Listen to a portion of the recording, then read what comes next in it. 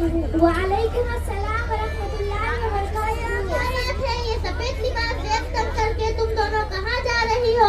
हम दोनों स्कूल जा रहे हैं। क्या ये सफेद लिबास स्कूल का है? जी हाँ, स्कूल ही का है। किस स्कूल का है? हमारा और इन सब का प्यारा हर दिल अजीज और उम्मत के मासूम फूलों को दीनी और असली तालीम से आरास्ता करने और अल्लाह और इसके रसूल की तालीम से रोशनास करने वाला स्कूल यानी Iqra international school and junior college Mantha. माशाअल्लाह माशाअल्लाह, अल्लाह नजर बद से महफूज फरमाए। बहनों, आपको तो पता होगा कि अभी 4-5 दिनों के बाद मुबारक महीना रमजान मुबारक आने वाला है, तो मैं सोच रही थी कि रमजान के मुतालिक कुछ मुज़ाकिरा हमारे दरमियान हो जाए ताकि हमारा सबका कुछ फायदा हो जाए। अरे अरीबा बहन, ये तो बहुत अच्छी बात है। आप कुछ बातें पूछे, हमारी बहन शिफा जवाब देंगी। चलो बैठो।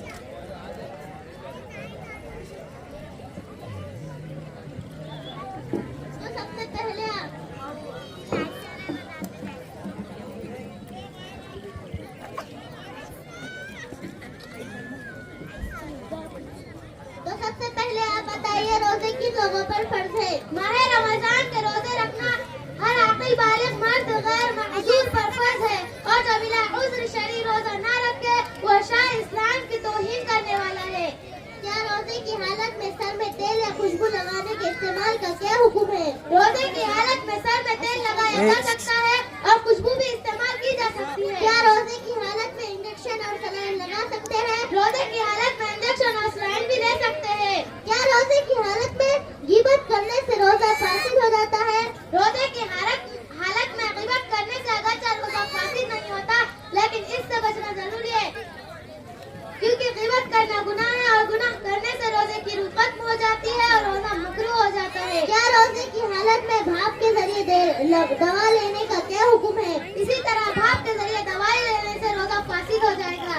क्या रोजे की हालत में कान में दवा या तेल डालने से रोजा टूट जाएगा? जी हाँ, रोजा टूट जाएगा। रोजे की शरई हैसियत बतलाइए। रमजानुल मुबारक में इशा के बाद तरावी की 20 रकात 10 सलामों के साथ पढ़ना मर्द औरत सब के लिए सुन्नत मौक़िदा है। क्या तरावी की नमाज बगैर गुस्ल के बैठकर पढ़ सकते हैं? अरे इरम, आप ही बोले ना, मैं कब से बोल रही हूँ, मेरा गला सूख गया। ठीक है, आपके पानी पीने तक मैं जवाब देती हूँ। बगैर उज़्र के बैठकर तरावी की नमाज नहीं पढ़नी चाहिए। ये खिलाफ इस्तेमाल है और सवाब भी आधा मिलेगा। क्या औरतों की तरावी की जमात करना कैसा है? औरतों के लिए तरावी सुन्नते मौक़िदा है, बाजमात पढ़ना सुन्नते मौक़िदा नहीं है। और औरतों को चाहिए कि वो तन्हा तरावी की नमाज पढ़े और यही बेहतर और अफजल है। अरे माशाअल्लाह, ये आपकी बोतल तो बहुत प्यारी है। ये आपने कहाँ से खरीदी? ये मुझको मेरे क्लास के एक लड़के ने गिफ्ट किया है। अस्तगफिरुल्लाह, क्या आपने एक लड़के से गिफ्ट लिया या फिर मेरे कानपुर में हड़ताल हो गई है? आपके कानपुर में हड़ताल तो नहीं, मगर लगता है आपका दिमाग शरीफ चालीसे की छुट्टी पर गया है। अरे शिफा बहन, आप इस तरह गुस्सा क्यों कर रहे हो? देखो इरम, ये किस तरह मेरी खूबसूरत बोतल से जल रही है। मैं आपकी बोतल से नहीं डर रही हूँ, बल्कि जिस रास्ते से वो आप तक पहुँची है, बस मुझे इसी का गुस्सा है कि आप एक लड़के से किस तरह गिफ्ट ले सकती हो। अरे अरीबा बहन, अभी तो हम बच्चे हैं ना। बहन इरम, लड़कों से इख्तिलाफ शरीफ तौर पर गुनाह अजीम है। अरे अरीबा बहन, अब इस बोतल का क्या किया जाए? अरे अरीबा बहन, अभी तो हम बच्चे हैं ना। इरम बहन, आज हमारे माशरे की यही गलती है कि अपने छोटे बच्चों और बच्चियों को बच्चे कहकर नजरअंदाज किया जा रहा है। फिर ये बच्चे बड़े होकर इन बचपन की कोताहियों की वजह से गुनाह अजीम में मुब्तला हो रहे हैं। हम सब बच्चों को चाहिए कि हम स्कूल और कॉलेज में जिस मकसद से आते हैं इसी पर तवज्जो दें। जब इस तरह माहौल स्कूल और कॉलेज में बनेगा तो लड़कों और लड़कियों की जिंदगियों में हया व पाकीदामनी परवान चढ़ती रहेगी। मैं जितनी स्कूल और कॉलेज की बच्चियां यहाँ मौजूद है और इसी तरह मुकातिब व मसाजिद में तालीम हासिल करने वाली बच्चियां यहाँ मौजूद है, इन सबसे और इसकी वालिदैन के बच्चों और बच्चियों को वक्त दो। इनको बचपन ही से शरीयत मोहम्मदिया से आरास्ता करो। अरे अरीबा बहन, आपने सच कहा, इंशाल्लाह आइंदा समय इस बात सामने से मत जाओ। अब इस बोतल का क्या किया जाए? ये किया जाए, अब हमें ऐसा बनने की जरूरत है कि शरीयत मोहम्मदिया के लिए होता तो क्या, अगर सारी दुनिया की नियामतें छोड़ने का वक्त आए तो इंशाल्लाह हम छोड़ देंगे। मेरी माँ और बहनों, आप भी अज़्म करें कि अपनी बच्चियों की ऐसी तरबियत करोगी कि वो मरना पसंद करे मगर शरीयत मोहम्मदिया छोड़ना गवारा ना करे। कि आप सभी अज़्म करती हो?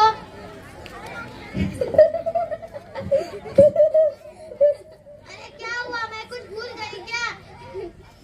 अरे क्या हुआ, मैं कुछ भूल गई क्या? अरे इरम बोलना, अरे अरीबा तू तो बोलना, अरे बोलो ना, तुम दोनों क्यों हंस रही हो? अरे शिफा बहन, आप इन मुसलमान माओ और बहनों से कह रही हो, हालांकि आज इन मुसलमान माओ और बहनों की गोद तो तरबियत से खाली हो चुकी है। ये खुद अल्लाह के हुक्मों, नबियों के तरीकों और पर्दे से कोसों दूर है। ये क्या तरबियत करेगी? अरे अल्लाह, सच है, अब इस उम्मत का क्या बनेगा? अरे अल्लाह, सच है, अब इस उम्मत का क्या बनेगा जब उम्मत के मेहमान, उम्मत को संवारने वाली माए और बहनें ही आरास्ता नहीं है, तो बच्चियों को इक्तिदाद का शिकार होने से कौन बचाएगा? बच्चियों को बेपर्दा घूमने से कौन रोकेगा? नौजवानों के दिलों में दीन की अजमत कौन बिठाएगा?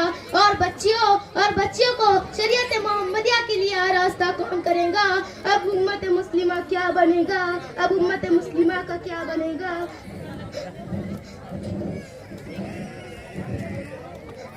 अरे शिफा बहन, रोइए नहीं। अभी भी अगर हमारी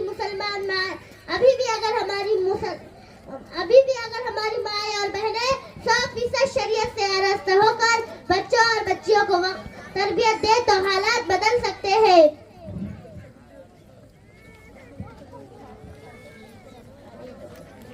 अरे ये तो बहुत अच्छी बात है। मेरी माँ और बहनों, आप भी अज़्म करें कि आप अपने घर के साथ साथ घर के अफराद की भी फिक्र करेंगे।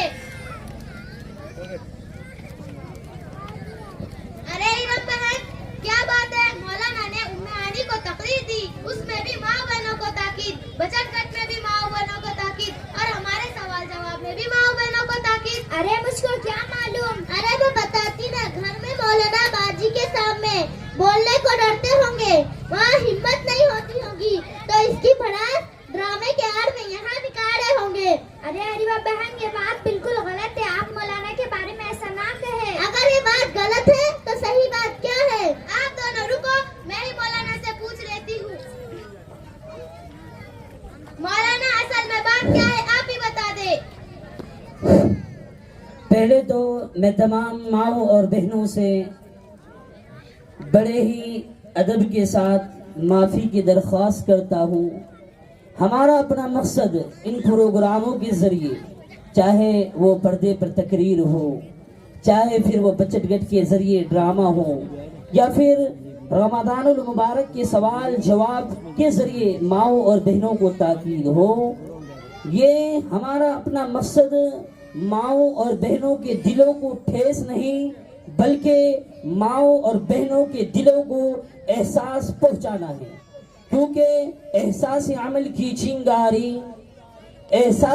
की चिंगारी जिस दिल में फरोजा होती है, उस आँख का आंसू मोती है, उस लब का तबस्सुम हीरा है। मेरी माओ और बहनों, बार बार लगातार आप ही को ताकीद करने का मतलब और मकसद ये है कि जब माएँ और बहनें मुनज़्ज़म होंगी, आरास्ता होंगी, शरीयत की पाबंद होंगी, नबी के तरीके की पाबंद होंगी, तो खुद ब खुद घर के सारे अफराद शरीयत के पाबंद होंगे। आज माओ और बहनों ने बच्चों को तरबियत करना छोड़ दिया। आज हम नतीजा देखें, हमारी अपनी बच्चियां इर्तिदाद का शिकार हो रही। हमारे अपने बच्चों के दिलों से इस्लाम की अहमियत, इस्लाम का वकार, अल्लाह के अहकामात का वकार, नबी के तरीके का वकार घटता जा रहा है। इसकी वजह अगर हम देखें तो बहुत सारी वजूहात हैं, लेकिन एक बुनियादी वजह वालिदैन की तरबियत न करना है। वालिदा का खास किरदार होता है बच्चों की तरबियत में। इसलिए हमने बार बार लगातार वालिदैन को ताकीद की ताकि वालिदैन जब मुनज़्ज़म होंगी सारे घर को मुनज़्ज़म करेंगी। और साथ ही साथ मैं बात भी कहता चलूं, मेरी माओ और बहनों, आप नाराज न हो कि हमने आप ही को ताकीद की।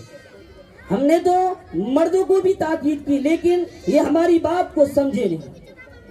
यानी हमने माओ और बहनों को ताकीद की, गोया ये मर्दों ही को ताकीद है। क्योंकि जब माएँ और बहनों को की गई ताकीद पर माएँ और बहनें तैयार होगी तो मर्द हजरात खुद ब खुद तैयार होंगे। क्योंकि माएँ और बहनें घर के अफराद को आमाल पर, अल्लाह के अहकामात पर खड़े करेंगे। इसको मैं एक शेर के जरिए आप तक पहुंचाता हूं कि माएँ और बहनें जब तैयार होंगी तो मर्द किस तरह तैयार होंगे। माएँ और बहनें जब शरीयत की पाबंद होंगी तो मर्द क्यों शरीयत के पाबंद होंगे। मैं एक शेर के जरिए आप तक बात पहुंचाता हूं।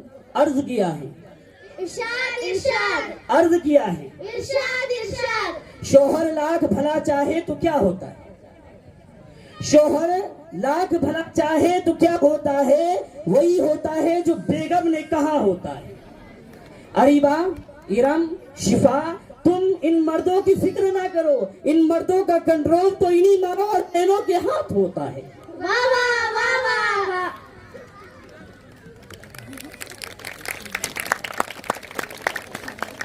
चलो अब काफी वक्त हो गया है।